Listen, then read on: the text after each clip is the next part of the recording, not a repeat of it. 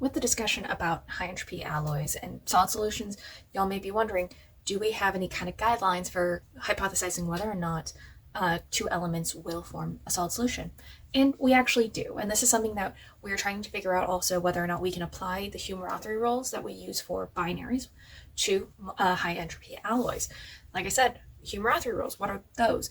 Well, these are kind of the guidelines that we use on determining whether or not a material will form a solid solution. And also, Hume-Rothery was the first head of the material science department at Oxford. So that's just kind of a little fun extra history tidbit for you. Now, one of the first rules that you look at is the actual crystal structure. In this case, you don't really want to be mixing, for example, a FCC with a BCC. So in this case, you wouldn't really want to be mixing, for example, copper with tungsten. Copper is FCC, while tungsten is BCC. But then you've got things like gold and silver, and in this case, they both are FCC. The next rule that you would look at, and that is the atomic radii.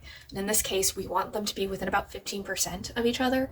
The reason we're looking at this like atomic radii, in this case, the solute would be too large. It'll end up distorting the crystal structure too much. So for example, if I were to try to mix lead and gold, they would be very different sizes, even though both are FCC.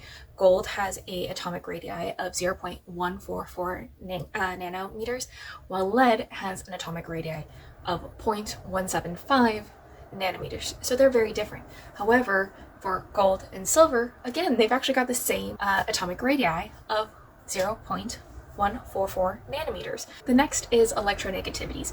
These don't need to be exact, but you would prefer them to be kind of similar because you don't want one element or one atom hoarding the electrons. Instead, you want to have that free movement of electrons that we associate with metals. So in the case of, for example, again, we're going to go back to that silver and gold because we do know they actually do fall from a solid solution.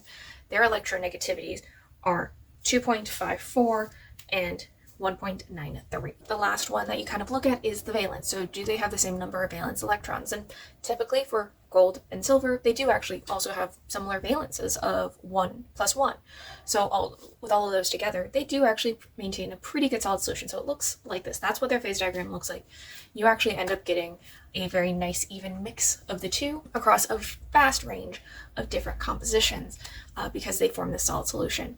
This is actually why you will see a lot of times with gold jewelry, there is the addition of silver, and it doesn't look any different. It's pretty durable and it maintains its strength because it's a solid solution. If you're wondering about some other popular solid solutions, we've got things like copper and nickel, and you've also got molybdenum and tungsten. Those are other really common solid solutions.